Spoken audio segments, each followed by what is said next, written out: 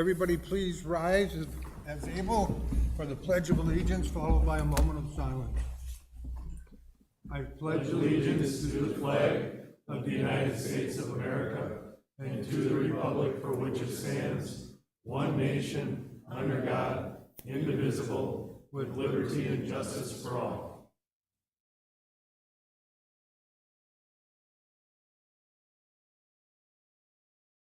Thank you, everyone. Please be seated.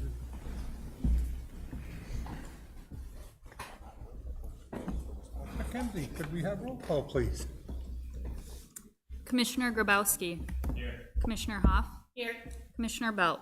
Here. Commissioner Liebert. Here. Trustee Rhodey. Here. And President Knutson. Here. Tonight we have a public hearing on a conditional use grant request of applicant Christian Brothers Automotive to develop an automotive service use. An automobile service use is only permissible through the issuance of a conditional use grant, section 40.25010. This request is located immediately west of Menards and north of Julie's Car Wash, PWV 09019840006. The proposed development would be part of the 38.72 acre B1 Community Business District with a planned unit development overlay and a C2 Conservancy District split zone. The property is owned by Meadow Creek Limited Partnership. Applicant is William Bostic, DBA Christian Brothers Automotive. I hereby open up with the public hearing. Is there anybody here that would like to make a comment at this time as it relates to that particular subject? Gentlemen, you may have a chance to speak to later, so. Okay, then, we're gonna move right on. Public hearing is closed. Citizen comments. There's an opportunity for citizens to share their opinions with commission members on any topic they choose. However, due to Wisconsin open meeting laws, the commission is not able to answer questions or respond to your comments. All comments should be directed to the commission. Comments are limited to 3 minutes per speaker. Speakers are asked to please use the podium and state their name and address for the record. Is there anybody here that would like to make a comment about anything the Brewers lost last night or anything at all? No? Okay, then we're gonna move on. Item 3, approval of the Planning Commission meeting September 11th, 2025, the minutes thereof. I hope everyone's had a chance to go over them. Are there any questions, comments, or corrections as the way they are presented this evening? And if not, I will look for a motion to approve them as presented. Motion to approve is written. Rhodey? Second, Liebert. Okay, we have a motion and a second. Discussion. All in favor say aye. Aye. Opposed? Minutes are hereby adopted. Item 4, old business, we have none. Item 5, new business. Review, discussion, and possible action on conditional use grant of applicant Christian Brothers Automotive to develop an automotive service and automobile service use and only permissible through the issue of a conditional use grant, section 40.25010. This request is located immediately west of Menards and north of Julie's Car Wash, PWV 09019840006. The proposed development would be part of the 38.72 acre B1 Community Business District with a planned unit development overlay and a C2 Conservancy District split zoned. The property is owned by Meadow Creek Limited Partnership and the applicant is William Bostic, DBA Christian Brothers Automotive. Are there any questions or comments as the way it is written this evening from the board? Is there anything, would you like to make a little? Yeah, let me just touch on a few quick things. Thank you, Mr. President. So they're looking at developing about 1.5 acres of the subject site for that automotive service use. They were here in front of Planning Commission back on June 12th for a consultation review. Since that time, the project has proceeded and is moving forward. So here tonight seeking the conditional use grant. One thing that is unique with this project that I did want to point out is it's part of a previously approved plan unit development. In that plan unit development, there was a specification, it was condition 19 of that PD that said gas stations shall be prohibited and automotive service store uses shall not be permitted without village board approval. So although Plan Commission is considering this use tonight and will have the final say on the conditional use grant, this will also still have to go to the village board for their approval of the specific use as it relates to that plan unit development condition 19. It is scheduled for a public hearing and decision at the next village board meeting later this month. So a little bit different than we typically see with these CUGs just because of that prior plan unit development. Otherwise, you know, as the report lays out, kind of it's, you know, 2 access points into the site. They are asking for you to consider a reduction in parking as part of the request, which was discussed during that consultation review. Code would require 40 spaces. They are asking, based on how their business operates, to reduce that to 31 spaces. And the app can kind of get into more, but largely it's an appointment-based system that they feel 31, based on their number of bays, will be sufficient for their use. Otherwise, largely, it is a, you know, compliant site development. I do have the site plan here for you if you have any questions or would like to discuss it further tonight. And we also do have some building elevations I can show quick here. There is a landscape plan provided. It is a nicely landscaped site along kind of the north side where it gets into the conservancy, and then some of the street tree stuff on the south as well. Largely a brick and masonry structure. It does meet the code requirements for kind of the architectural standards. A couple of renderings of the site.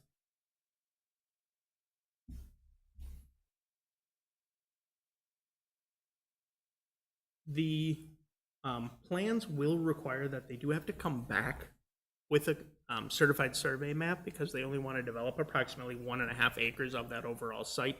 So should the project proceed and get approved, before anything can happen, they will have to actually come back and do that CSM to finalize that land division part of it. The village engineer reviewed it, and they can kind of speak to their comments a little bit here tonight. And then kind of the end of my report to you, it did kind of lay out some just things to consider as you're evaluating this CUG with compatible land uses in the area, as the applicant successfully demonstrated the need for that parking reduction. And then I do want to note, and it should be in your packet here tonight, there was one correspondence received from the public regarding concerns with traffic and safety and the condition of that private roadway. This site is fully accessed from a private roadway. It is not a municipal street. So, you know, something just to consider of, you know, what is the shape of that street? You know, is it sufficient for accessing and development of the site? And happy to answer any questions if you have them.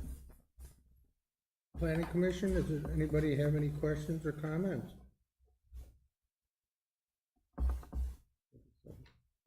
If not, then I'll look for a motion, if nobody has any questions.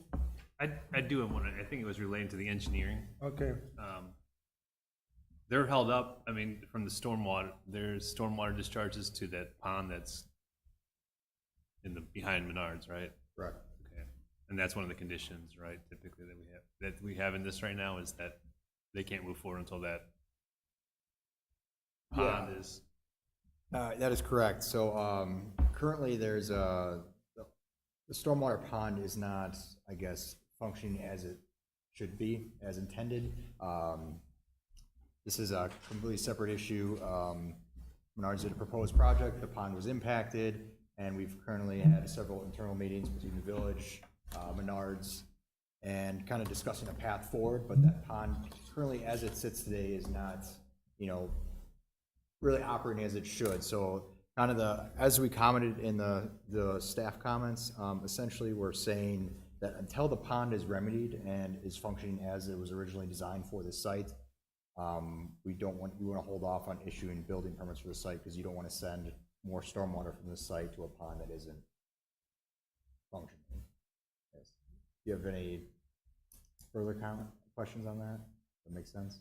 Yeah, I guess the village's position, just to clarify, is they have a plan that has been submitted, but sitting here today, the status quo is that plan cannot be implemented due to the condition of that pond. So really, this commission's purview is land use, so you can make the approval on the land use aspect of it this evening. But the applicant should be aware of the condition and what the engineer has said verbally tonight and what is in the report as it relates to the stormwater issue. If I remember correctly, wasn't there something, either Menards or Costco, some development in that area that, the stormwater pond was built in a certain way and actually the pond is actually bigger than what was required? I mean, I'll defer to the engineer, but my understanding is the pond is currently not operational. Yeah, I'm not aware of, I guess that the pond being overbuilt or overdesigned. I can say that pond is, from the records I was able to dig up on it, it is actually, in its current state, it's not even meeting current stormwater management standards for the Wisconsin DNR. However, it's almost grandfathered in just because of the age of the pond. And particularly with the Christian Brothers automotive site, that parcel, this 1.5 acre parcel they're proposing, in the pond's original construction, it was designed, intended to take stormwater flow from the site. However, so that's based on the current design from the applicant, they are intending to send stormwater to the pond as per its original design. But however, due to its current state, and it's not as functioning, as I've discussed with village staff, essentially we, to be prudent, we don't want to send more stormwater to a pond that isn't functioning, because that would only exacerbate the existing problem. So Menards is currently working on a solution to get the pond. I guess my question is that where is the water going now? Water from the land? From this site? Yeah. So it's an undeveloped site, so typically it's draining to the north, and there's just a wetland complex to the north of the site, and as it's just draining to that now. It's not really a condition. We only really care about treating and managing stormwater when it comes to impervious surfaces, so typically buildings, paved surfaces. So when you do any sort of land development where you're taking away the ability for a piece of land to allow for stormwater infiltration into the ground, that in turn increases runoff, so you must manage the runoff, and that's one of the main functions of a stormwater pond. So when that pond was designed, it was looking at this site, it assumed a certain amount of impervious. It was actually 85%. The current applicant, based on the current design, it's right around 35%, just under. So they are meeting that with that respect. But at the end of the day, the pond is not functioning as intended, just based on its current state. It's definitely a odd situation, I would say. Yes, sir. I had a question for the village attorney.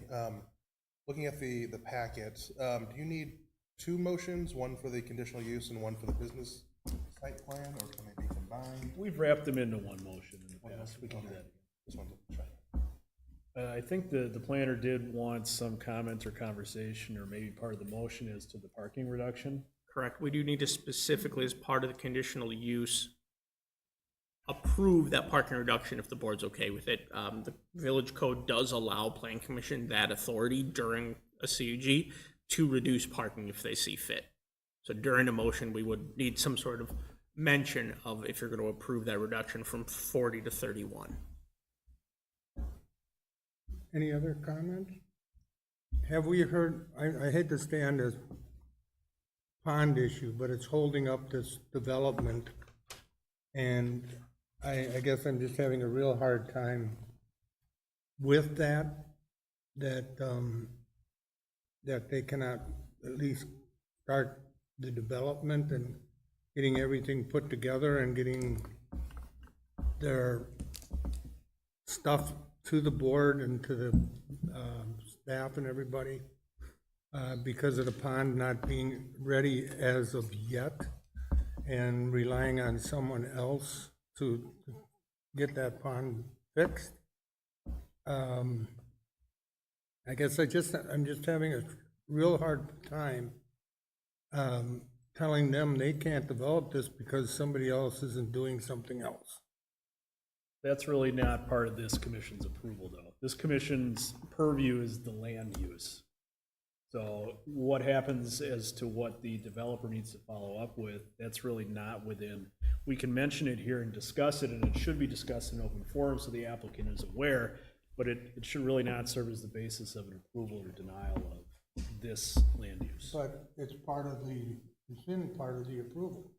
It is in there, but it's It not, has to be, that pond has to be working for them to build it. it is, but it's not an explicit condition. What we have in there is a notification, I would say, right? Right. It's a Yes, notification to the yeah, applicant that the- building permits are gonna be The held up. intent of the staff comments regarding the stormwater pond situation for this particular site is more of a notification to the applicant that due to these extenuating circumstances, that pond needs to be remedied prior to actually building the site. But as Attorney Grulinski mentioned, that does not hold up the approval of the site. As long as we include engineering conditions, engineers recommended conditions, it should be covered. It'll be covered, but I guess I'm just trying, I just want to make a distinction. It's not a condition. They have to have a stormwater plan that can be implemented anyway. It's a comments. It's no different than like us approving a CUG, even on, like, I think this one, then we approve it, but they have to turn a survey in. Correct. Before they can break And ground. there's other This conditions is that they have to follow similar. up with staff. We can approve this, but the Correct. stormwater has to be fixed before the permit's issued. Correct. Another way to put it is, I don't think it's something you can take out because they have to have a stormwater plan under our code anyway. Remember when I started working on that plan, I was the boy. Now, could they make their own stormwater pond if they wanted to? Correct. They had this discussion as well. The applicant could achieve stormwater management through their own accord, not utilizing the regional stormwater pond if they so choose, through using their site engineer, somehow some stormwater best management practice within the parcel to achieve what they need to meet the stormwater requirements. However, there's more cost for that option for the applicant. So that's why I believe, it's in their interest to utilize the regional stormwater pond. Okay. We have a gentleman that owns the market area, the whole 38 acres. Is it all right, he has a question? Commission, okay? I have no problem with that. Yes. I have a comment. Yes, We're sir. talking about this pond. I'm Jim State Forrester. your name and address. Jim Forrester, 3190 Gateway Road, Brookfield, Wisconsin. We're the owners of the property. I'll tell you a little bit of history about the pond. We built the pond back in 98 or 1999, and it's been subsequently certified again by the village. And about 5 years ago, Menards decided they wanted to expand their yard, and in doing so, they wanted to encroach on the pond. So in negotiating with the village, Menards agreed that they would pay for the reconstruction of the pond, and they would perpetually maintain the pond. That was to have been done by December 31st of 2022. Like I said, I was but a yee boy. So it's now, as you can see, close to 3 years later, and Menards hasn't fulfilled their agreement, and there's a written agreement with the village. And now, as a result of their failure to do what they agreed to do contractually, now you're saying to us that we can't do anything with this land because it can't be built on. And land has no value or minimal value if it doesn't have a use or permitted use. So we're here talking about a permitted use. So we're stuck and we're right in the middle. Now, we're talking about a minimum amount of surface water outflow. I know I agree with Jake. I think Jake, I talked to Jake about it the other day. Now, I understand the responsibility of the village. The village has the responsibility to play the role of the DNR in a significant part in making sure that this pond is compliant. So now we've gone 5 years with Menard screwing up the pond, and we're stuck with it. The village is stuck with it. I mean, you're losing an additional tax base for a quality addition to the community. Now, I don't know, may not be the place for a remedy, but a remedy sure is in order, I think. Yeah, I mean, to touch on your last point, sir, this is not the forum for the. I understand that, but I want to give you the background so you understand the background. Staff understands it, but the remedy is not in front of this commission, because this commission is tasked with reviewing and approving the land use. The stormwater pond issue, while related, is not related to the land use approval that this commission Well, you has have the purview over. You have the background, and I think you can approve it subject to, would be my recommendation. Thank you. Thank you for your recommendation. Okay, are there any other questions or comments? If not, would somebody like to make a motion? I'll make them, we have to recommend to the village board, right, with this, or what is the? No, you can approve the conditional use. Okay. The planner has as a condition, if you adopt his conditions, that it has to go to the board. Okay. But you're actually approving the conditional use. Gotcha. Make a motion to approve the conditional use request for Christian Brothers Automotive, specifically allowing for the reduction in parking from 40 to 31 parking spaces, and including all the conditions as set forth by the planner and engineer. Are there DPW conditions as well, planner? Public Works as well. Sorry, and Department of Public Works conditions as well. Thank you. Second, Rhodey. Okay, we have a motion and a second. Any other discussion? All in favor, say aye. Aye. Opposed? Motion is hereby carried. Review, discussion, and possible recommendation to the village board for planned unit development PUD overlay district rezoning, including the underlying building, architectural materials, colors, site layout, exterior lighting, landscaping, fencing, and similar, excuse me, related plans for proposed car wash development to be located at 120 Simmons Avenue. The applicant is MSI General. NCO Cameron McFarland. The property owner is Wiley Group LLC. The 1.08 acre property is zoned B2 Downtown Business District. Are there any questions or comments? I'll start that out first. And if not, I'm going to turn it over to... I can start. Thank you, Mr. President. So tonight before we have the creation of a new plan unit development at that corner. This went to the March 13th Plan Commission meeting for a consultation review where we did discuss with the applicants the potential for redevelopment of this site for the Bubbles Foam Farm Car Wash. This would be utilizing the underlying B2 downtown business district and then overlaying that plan unit development approval. Included within your packet tonight is the actual draft plan unit development ordinance that would go on to the village board for approval. This one is a recommendation to village board. Ultimately, they are the body that would have to approve the creation of the plan unit development. These are a little bit unique where almost the business plan of operation is wrapped right into the actual PUD. So this was formerly the Four Star Family Restaurant, now being proposed to be redeveloped for the Bubbles Foam Farm Car Wash. Site does include landscaping plan, lighting. One of the main differences here from a lot of projects that we look at and we discuss here are deviations for the development. One of the unique things with that plan unit development is it does permit the applicant the ability to request deviations or essentially variances from the code as part of the creation of a plan unit development.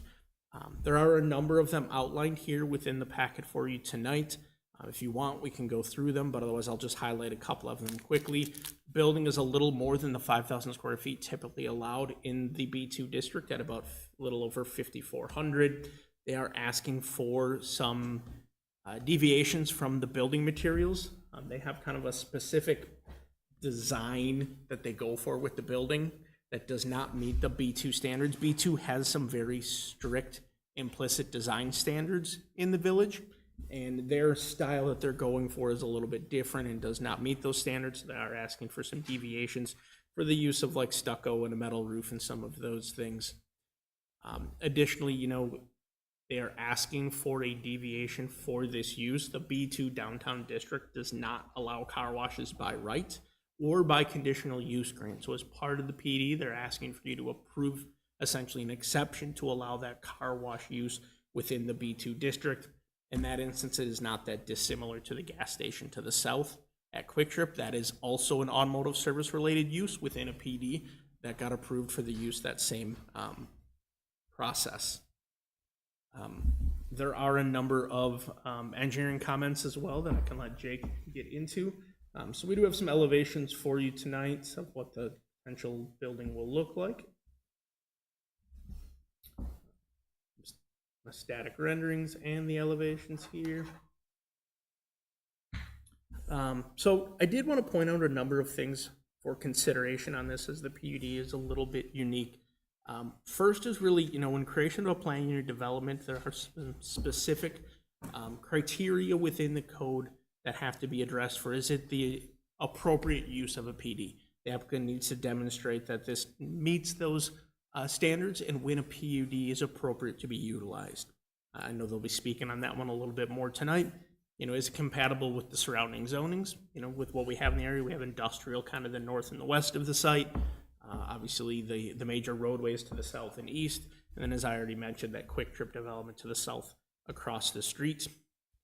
Has the applicant demonstrated that the proposed deviations are sufficient, and is there an intended benefit to both the developer with those deviations, but also a benefit to the public and the community for granting those? Is it a development worthy of that trade-off of allowing those deviations?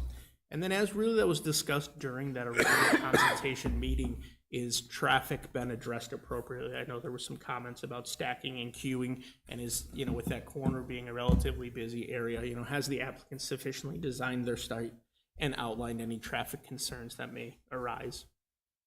I'm happy to answer any questions you may have. Any questions or comments from the board? Was there any discussion, I think I recall we had a brief discussion that there might be I know there's signage in here to help direct the traffic correctly to where they need to go. I know that, but there was also talk of perhaps a welcome to downtown Pewaukee, because that's sort of a gateway right there. I didn't know if that was, or if that would be under the purview of this, or if that'd be a separate. There is nothing in the submitted materials related to that. Would this particular area, because of the amount of traffic that's in there, would it be privy to a traffic study? It is something the board feels that is necessary for them to weigh in. It is something that they could require. Looking at the large queuing area for the site, the way they're flowing through with the one-way traffic, it really comes to the board's discretion if they feel it's important that be done. I can let Jake talk a little bit about circulation too, if necessary. Yeah, regarding circulation, I guess that one comment that was at Plan Commission meeting that passed March, I did that as one of my main comments regarding the site plan, is that proposed signage shall be added to the plan to ensure circulation of the site as intended to deter drivers from navigating the site incorrectly. Because, based on the site plan, upon review, I understand how they intend for traffic to circulate, but someone unfamiliar with the site, I think they could easily go or navigate the site incorrectly, and adding signage at potential conflict points within the site. Regarding the traffic study, the village planner mentioned, I think that'd be the board's discretion without a TIA or something to review. It's tough to determine exactly if their proposed queue storage would be sufficient. I believe reviewing their materials was at 30 or a 40 car queue storage for the site.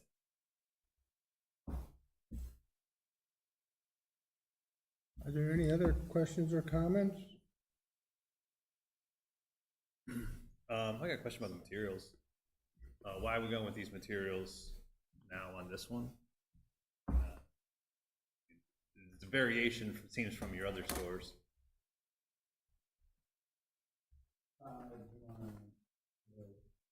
Like, so typically, like, if there's someone has a branding, and like, this is, all of our stores look like that in the branding, we can kind of work with that. Yeah, whoever's going to speak on behalf of the applicant, go up to the mic and identify your name and address, please.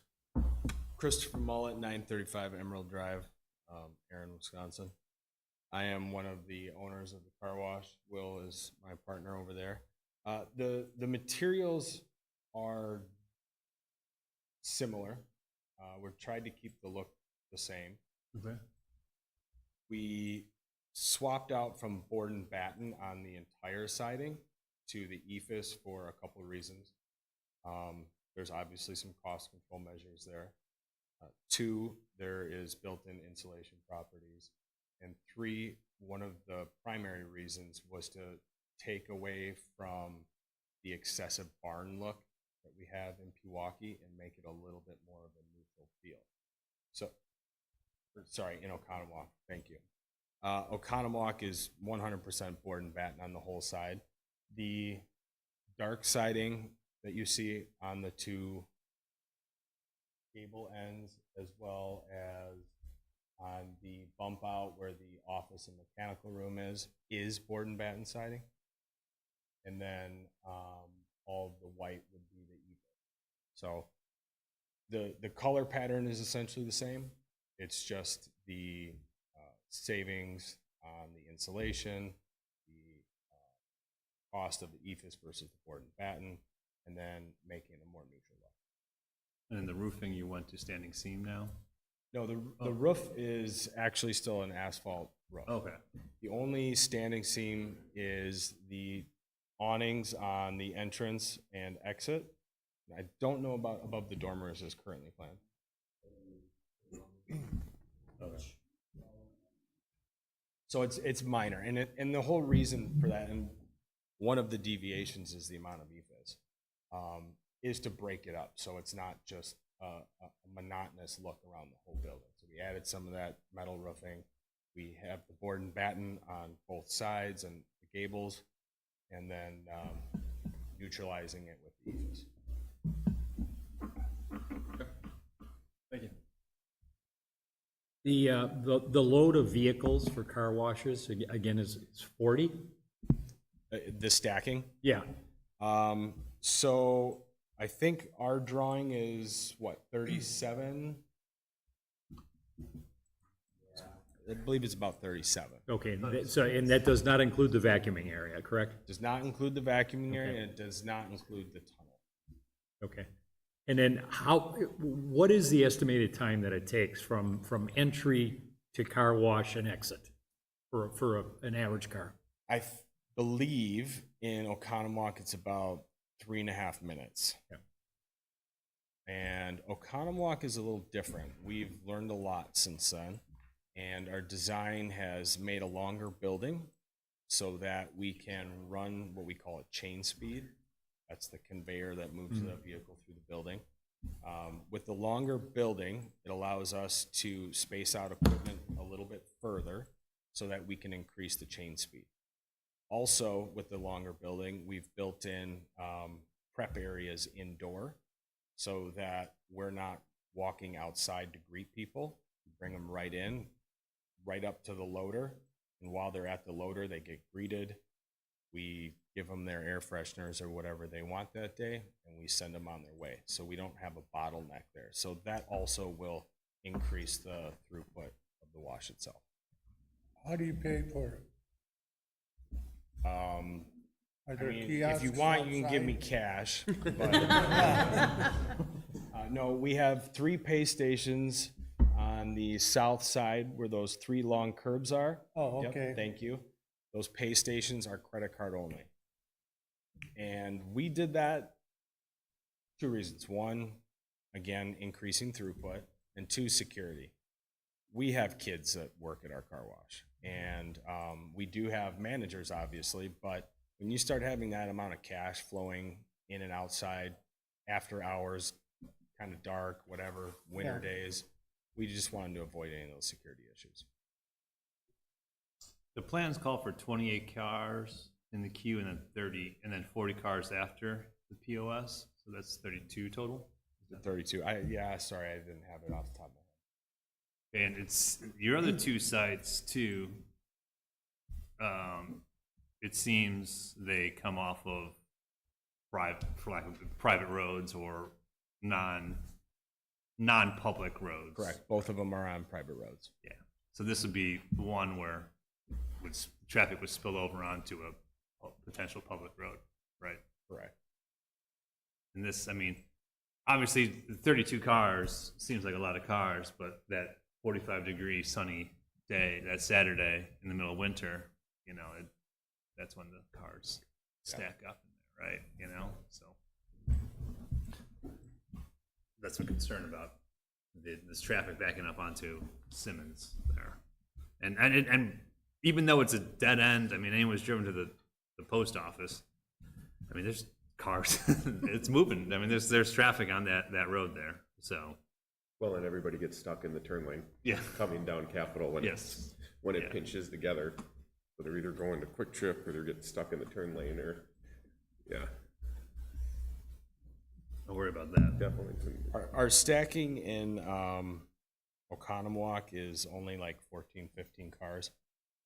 And the most, again, and you're correct, on a private drive, the most it's ever really gone out is onto Oconomowoc Parkway right there at the edge. So we've gotten to about 20 cars. That's the highest we've even ever seen it there. The most we've ever washed per hour there is, I think, did we ever hit 90? 89 cars per hour is the most we've ever done in a single hour in Oconomowoc.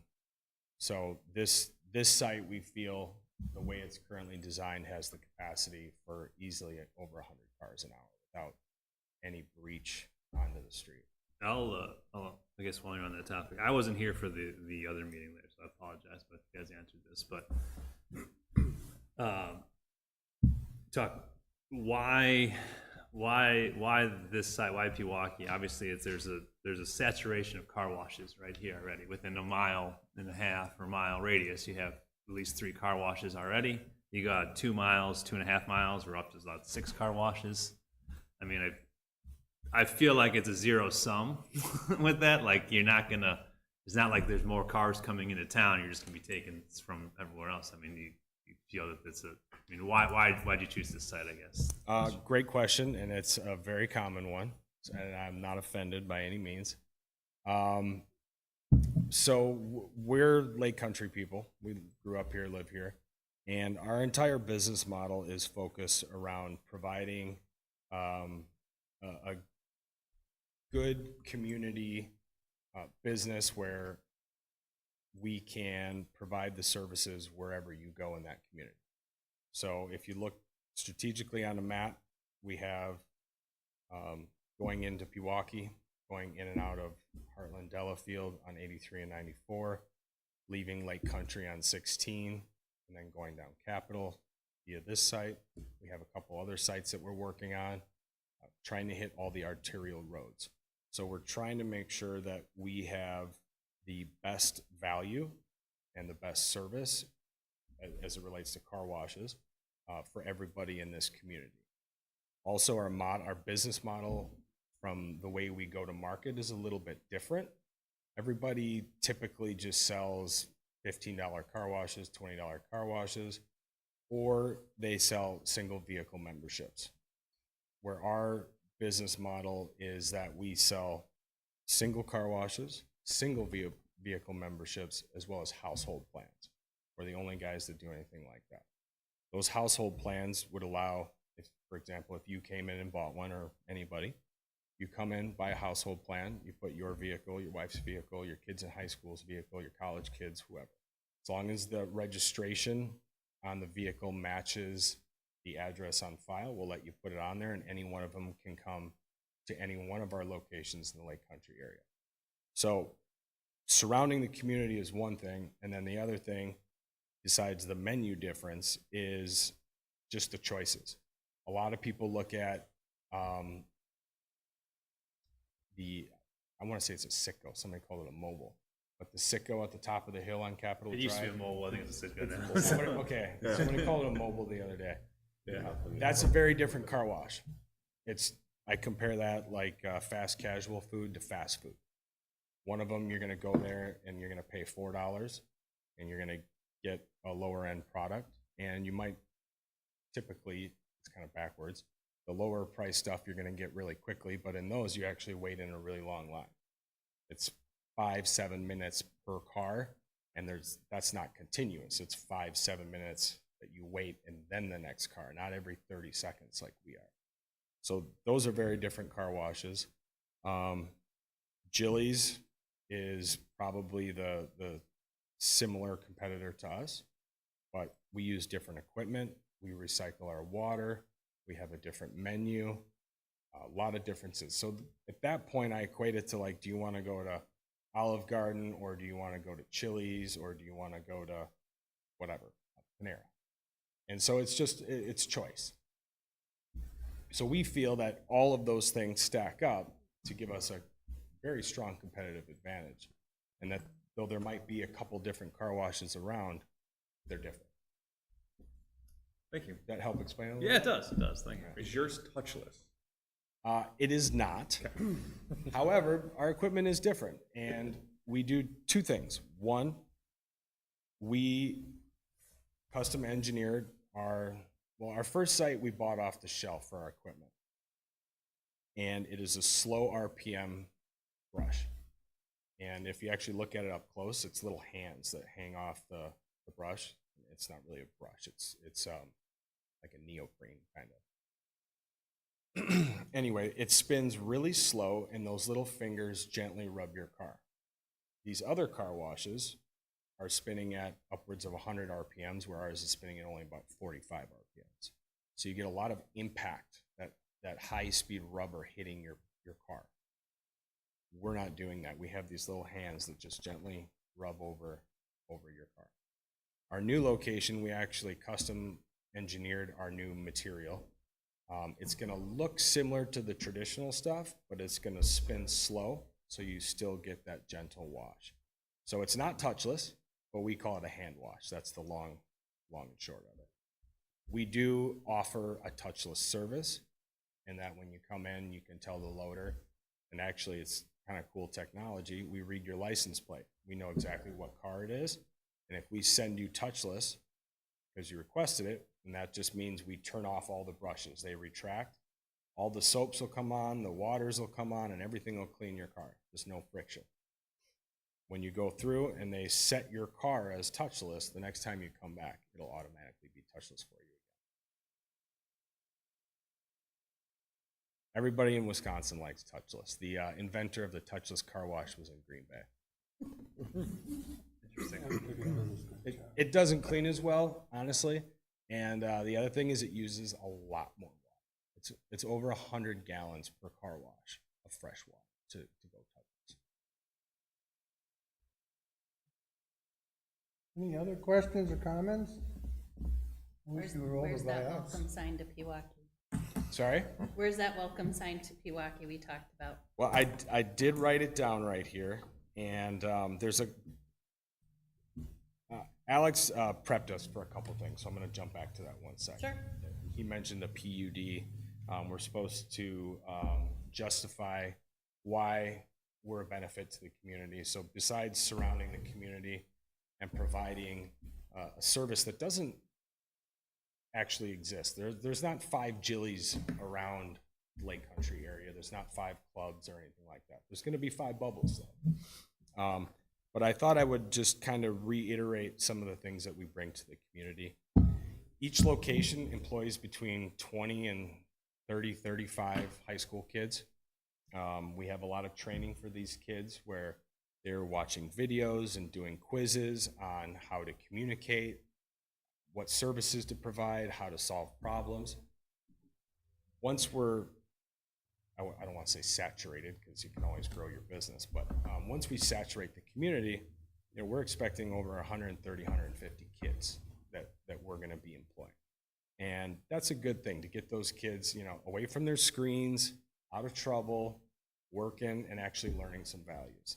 And we have standards, you know, you have to wear a uniform, you have to show up on time. We don't talk to parents, you know, we don't do any of those things to help the kids. We actually talk to them directly and try and mentor them a little bit. Environmentally, car washes are kind of a conundrum in that we use water. And people think, you know, you shut your faucet off when you brush your teeth, don't waste water. But what we're doing differently is we're reclaiming the water. None of the car washes around here are doing that. If it's a touchless, single vehicle car wash, they're using over 100 gallons, like I mentioned. If it's a conveyorized car wash like ours, it can be anywhere from 60 to 100, probably more like 70 to 100 gallons. Once you reclaim water, you're down to about 30 gallons per car, which is where we're at. With our new technology going into Delafield and into Pewaukee, we're hoping to get below 20. I don't know how much we'll get below 20 because it gets really complicated to start waxing and putting out a really shiny spot-free car below 20 gallons, but we're gonna keep trying. The other thing is you actually really want clean cars because all that grease and petroleum products and brake dust and all that, when it rains, that's going into your storm system. The other thing you don't want is people washing in their driveways. All that doesn't even go into the storm system a lot of times. It just goes right into rivers and streams. You're adding phosphates. Everybody's heard of algae blooms, that sort of stuff. Supporting the community, since we've opened in Oconomowoc, we've raised over $55,000 for nonprofits. I think my write-up might have had 30 or 40, but that was a while ago, and I was missing one thing. Every year we give over $5,000 in free product out to sports teams, musical clubs, all these different local organizations. We're proud of our architecture and our design and our brand. We think it's a little bit Wisconsin, which is kind of left. You know, you see a Landmark Credit Union, a Summit Credit Union, a UW Credit Union. They're all like super modern and glass and weird shapes going everywhere. Kind of brings the little farm back home. So we like the brand, we like the feel. We did try to break it up so it's not so farmy. And then lastly, it's a gathering place for the community. People bring their dogs and remind them to pick up the dog poop, but they bring their dogs and they sit there and they talk to the neighbors that they haven't seen in a while in the parking lot while they're vacuuming their cars. The other thing that Alex asked me to mention is the code deviation. We're over by 450 square feet approximately, and it's two reasons really. Better employee space. We don't have an office for our manager in Oconomowoc. We will here.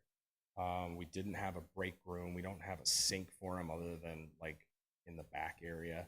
So we added all that stuff into this new location. The customer experience side of it, the tunnel's longer, more throughput, more product, better product. And we're adding mat washing rooms. So in the wintertime, you know, when your mats are all covered in dry salt, you can pull them out, go into the mat washing room, wash them off. So we're adding services there for people as well. So there is justifiable reason why it's a bit bigger. I talked about the EFS already, and then one of them was something about a setback. That's more on the construction side, but we did move the building back so that the stacking isn't all right there, and we are going to have landscaping there so it looks nice and you don't have all that. So I think I'm addressing most of what you mentioned for the PUD, and I'm happy to answer any other questions that y'all might have. Any other questions? You want to put one up over by St. Vinny's too? By where? Vinny's over by where we live. Oh, yeah. We're working that direction. Okay. Thank you very much for your time. No questions or comments, do I have a motion? I think I'm still a bit concerned on the public parkway or the overflow. Yeah. You know, I'm fine with the, personally, I'm not gonna say right, materials and the size and setbacks. I worry just about that, how we can alleviate our concerns about the traffic backing up onto Simmons there, is what my concern personally. And then Teresa wants to know where her sign is. I do, I wanna know where my sign is. I didn't want to come out and say this right away. May I keep speaking for a minute? Is that okay? So from our last meeting, we knew this was a concern. And until really asked for it, we didn't want to kind of get ahead of our skis, but we did actually do a traffic study. And I have the data right here. And I guess from my perspective, we passed with flying colors. What that means to you guys, I don't know. I can give you some data, and I'm happy to provide this to you all afterwards. Have you shared that with staff? I have not yet. Okay. No, Just wanted no, to because we clarify. weren't asked for it, and it's one of those things Yep. that I just everybody's wanted- advised, not Give- until you're asked. give more But than I you're can asked. tell it was going to be added today, so. I understand. So I have the car counts, every direction, east, south, west, morning, PM. The highest number is 450 westbound in the PM before we're there. Taking 120 cars per hour while we are, if you add our 120 cars per hour, let's see here, the total traffic with our maximum site, did I pick the right one?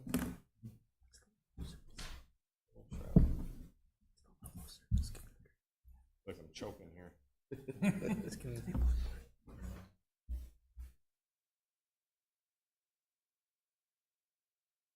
Feel like I had an aha moment.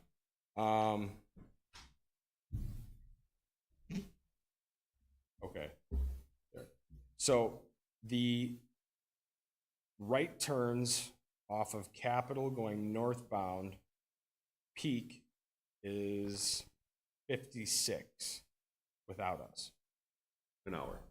An hour. With us, they're saying the peak would be 97. That's westbound turning north. The eastbound peak turning north without us is 55, and with us is 87. And then there's miscellaneous from the south. That's just, but those are your two big swings right there. So I'll just read this part to you. Average peak hour, I'm just going to read it, and we can kind of translate it. So, average peak hour equals 43 vehicles per hour. That's our car wash.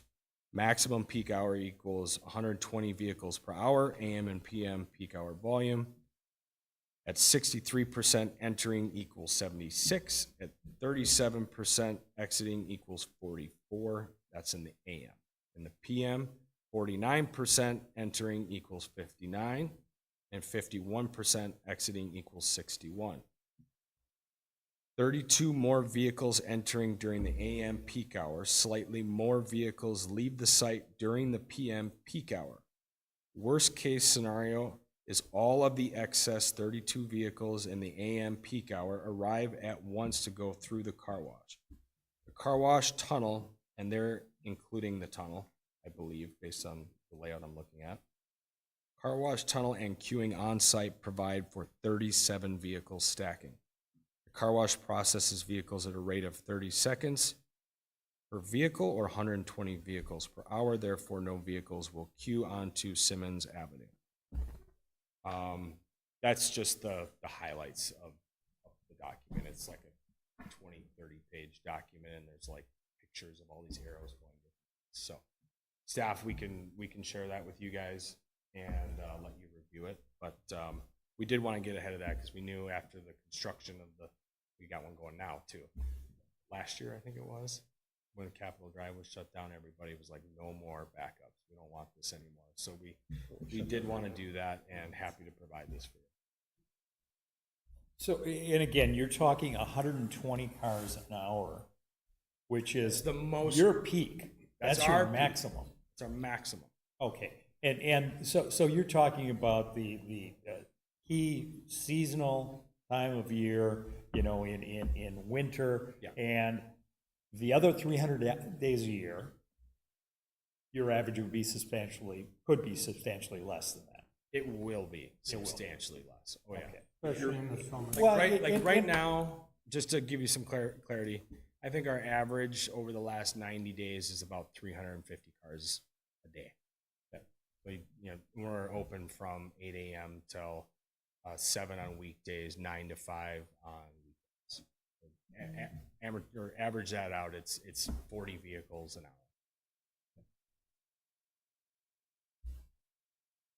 I don't look, you know, when I look and I compare it to what Four Star was before on a Saturday or Sunday morning and the number of cars that were in the restaurant, and I don't look at this as being a huge issue as far as traffic flow. Or when it was Burger King. Nobody went to Burger King. That was perfect. Yeah. Yes, it was. Yeah, but nobody went to Burger King, which is never, which is why it's the situation was there. I mean, I guess that's my, you know, I would love a restaurant there, but obviously no restaurants have existed. They cannot. It was with 3 since Burger King, and I love Burger King. One other thing that we haven't talked about is the building itself. I'd love to get rid of the building. It's an eyesore. People go there, they loiter there, they throw garbage there. So if, you know, as we get through this, we probably wouldn't start construction till spring, but we've already talked to some excavators that can come in, and as soon as winter hits, when they're slow, come and rip it down and make it nice so it's not what it is right now. So that is, you bring up a good point, because that is part of our ordinance that requires essentially construction to commence within 12 months of approval. You think you can meet that commencement timeline? Not completion, commencement. We're gonna be open within 12 months. Just for the record, I assume that would be your response, but I want to verbalize, so thank you. Thank you. All right, Thank you. I'll ask it again. If there are no more questions or comments, could I have a recommendation? Where's my welcome sign? Believe you're the one that said I could have a welcome sign.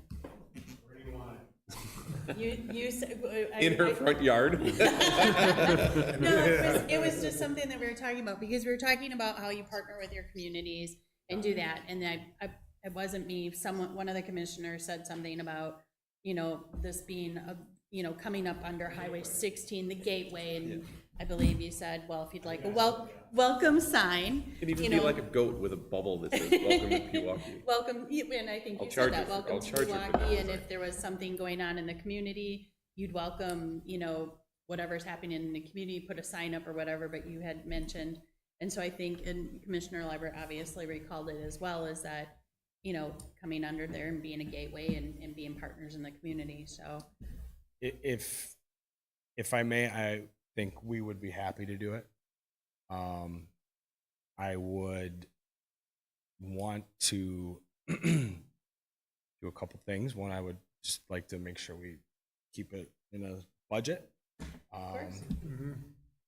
And two, I think it would be if I could help pick the location so that it's in the appropriate spot for both parties. And we have design lead along with your obvious approval.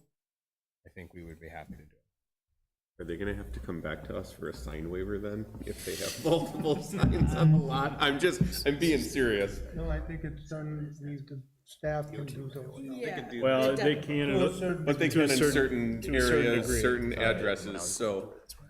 Well, I don't think the commission overall was looking for anything. I think you were initially met with a lot of angst when you initially came.